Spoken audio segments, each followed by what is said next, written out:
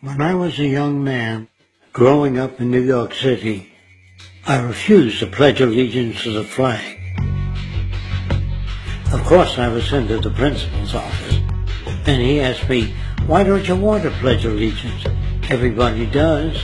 I said, "Everybody once believed the earth was flat, but that doesn't make it so."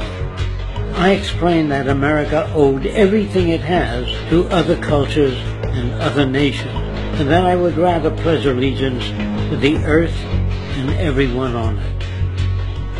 Needless to say, it wasn't long before I left school entirely, and I set up a lab in my bedroom. There I began to learn about science and nature. I realized then that the universe is governed by laws, and that the human being, along with society itself, was not exempt from these laws.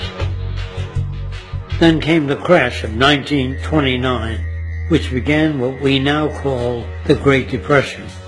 I found it difficult to understand why millions were out of work, homeless, starving, while all the factories were sitting there. The resources were unchanged. It was then that I realized that the rules of the economic game were inherently invalid. Shortly after came World War II, where various nations took turns systematically destroying each other. I later calculated that all the destruction and wasted resources spent on that war could have easily provided for every human need on the planet.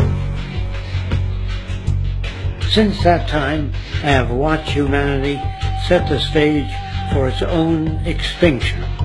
I have watched as the precious finite resources are perpetually wasted and destroyed in the name of profit and free markets. I have watched the social values of society be reduced into a base artificiality of materialism and mindless consumption. And I have watched as the monetary powers control the political structure of supposedly free societies.